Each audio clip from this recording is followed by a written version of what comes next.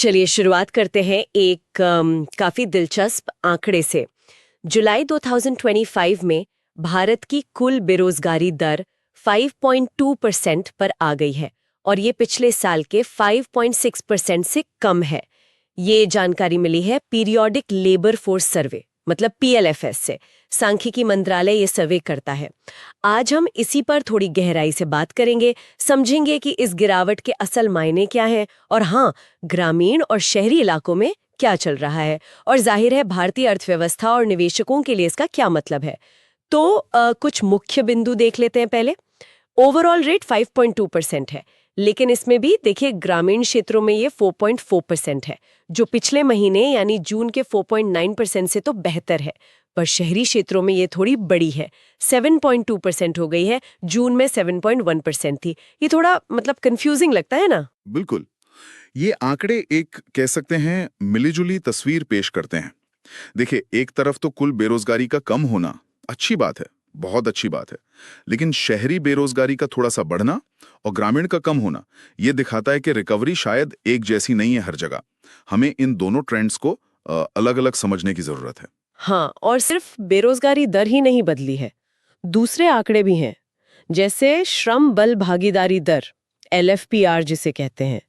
मतलब वो लोग जो 15 साल से ऊपर हैं और काम कर रहे हैं या काम ढूंढ रहे हैं, उनकी संख्या बढ़ी है। ये अब 54.9% है। और साथ ही डब्ल्यूपीआर मतलब वर्कर पॉपुलेशन रेशियो, यानी असल में कितने प्रतिशत लोग काम कर रहे हैं, वो भी बढ़ा है। गांव में 54.4% और शहरों में 47.0%। हाँ, ये एलएफपीआर और डब्ल्यूपीआर का बढ़ना बहुत जरूरी संकेत है। ये दिखाता है कि ज्यादा लोग अब लेबर मार्केट में आ रहे हैं काम करने या खोजने के लिए, और उन्हें काम मिल भी रहा है क्योंकि डब्ल्यूपीआर भी बढ़ रहा है। अच्छा। लेकिन ये सिर्फ नंबर नहीं है, ये अर्थव्यवस्था में एक्टिविटी बढ़ने का, लोगों के कॉन्फिडेंस का संकेत है। और जब ज्यादा लोग कमाते हैं तो क्या होता है, घरेलू मांग बढ़ती है, खपत बढ़ती है, जो हमारी जीडीपी ग्रोथ को सीधा सपोर्ट करती है।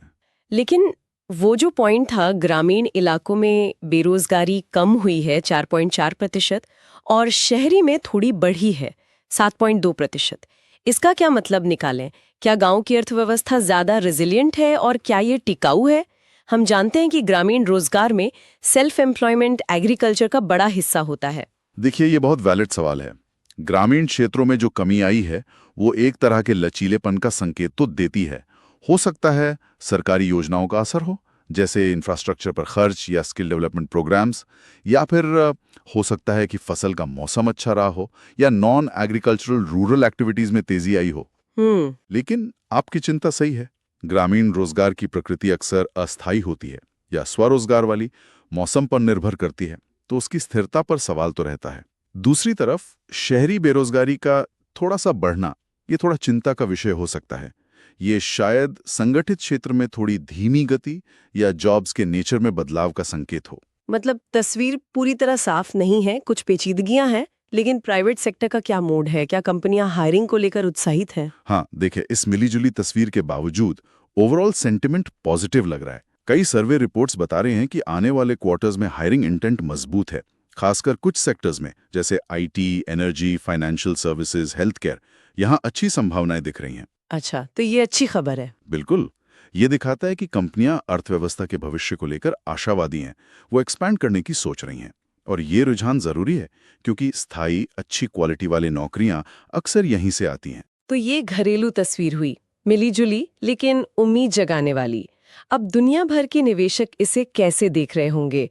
ये आंकड़े भारत को एक अट्रैक्टिव इन्वेस्टमेंट डेस्टिनेशन बनाते हैं। निश्चित रूप से वैश्विक निवेशकों के लिए ये आंकड़े कई पॉजिटिव सिग्नल्स भेजते हैं। पहला, देखिए, बेरोजगारी दर का गिरकर 5.2% पर आना, ये ओवरऑल आर्थिक स्थिरता दिखाता है। भले ही शहरी क्षेत्र में थोड़ी बढ़ोतरी हो, कुल मिलाकर एक स्वस्थ श्रम बाजार का संकेत है। ये किसी भी निवेशक के लिए बेसिक जरूरत है। सही बात है। दूसरा, बढ़ता हुआ एलएफपीआर और डब्ल्यूपीआर, ये एक बड़े और एक्टिव कंज्यूमर मार्केट की तरफ इशारा करता है। निवेशक हमेशा ऐसे बाजार की तलाश में रहते हैं जहां मांग बढ़ रही हो। तीसरा, जैसा हमने कहा, IT, energy, finance, health care जैसे क्षेत्रों में हायरिंग की उम्मीद, ये निवेशकों को इन सेक्टर्स में ग्रोथ पोटेंशियल का भरोसा दिलाता है। और सरकारी सुधारों का भी इसमें रोल होगा। बिल्कुल। चौथा पॉइंट वही है, ये आंकड़े कहीं ना कहीं ये भी दिखाते हैं कि सरकार के जो प्रयास हैं, जैसे एफडीआई पॉलिसी में ढील, infrastructure development, ease of doing business, इनका असर धीरे धीरे दिख रहा है। दुनिया भर में इतनी अनिश्चितता के बीच भी भारत का रोजगार पैदा करते रहना, ये इसे एक रेजिलियंट, एक आकर्षक निवेश गंतव्य बनाता है। यानी निवेशक इन आंकड़ों को भारत की आर्थिक कहानी में एक सकारात्मक मोड़ की तरह देख सकते हैं। काफी हद तक, हाँ।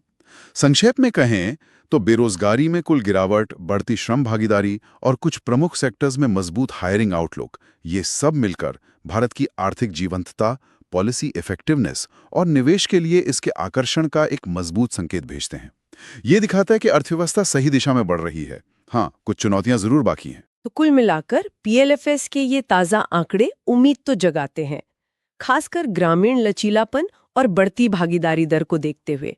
लेकिन जैसा हमने बात की, शहरी बेरोजगारी में हल्की सी बढ़त और ग्रामीण रोजगार की स्थिरता का सवाल अहम है। और एक बात और सोचने वाली है, क्या हम सिर्फ रोजगार की संख्या देख रहे हैं या उसकी गुणवत्ता में भी सुधार हो रहा है? क्या ये नौकरियां लोगों को एक बेहतर जीवन स्तर दे पा रही हैं? इन सवालों पर हमें आगे भी नजर रखनी होगी।